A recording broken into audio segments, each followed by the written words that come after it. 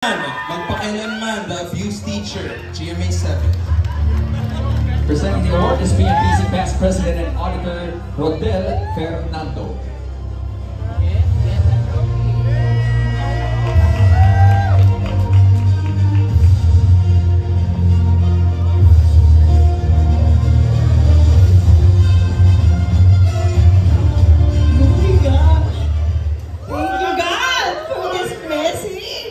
Thank you. And thank you PMPC Star Awards for this Best Single. Ang sarap namin, wait lang. Best Single Performance by an Actress. Actress na ako! Oh my God!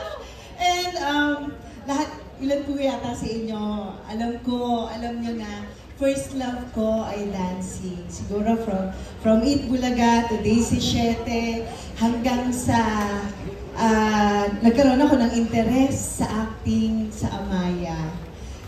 Doon ko naintindihan na bilang actress ay kinakalaban ko lagi yung sarili ko. Kapag may binigay sa akin role o trabaho, sinisigurado ko na mas mahigitan ko yung ginawa kong huling role. And china-challenge ko lagi yung sarili ko. Kaya itong award na to ay napaka-fulfilling.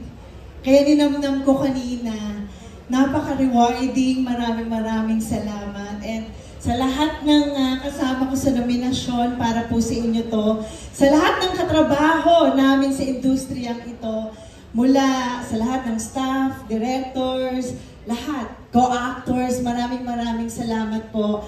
At syempre sa aking home network, mulat sa pool na tumungtong ako sa showbiz industry, ang GMA 7.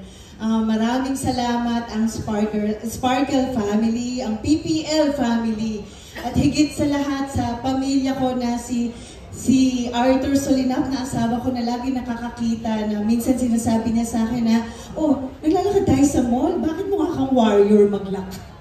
So, method ko na minsan at syempre sa anak kong si Shiloh, anak para sa ito.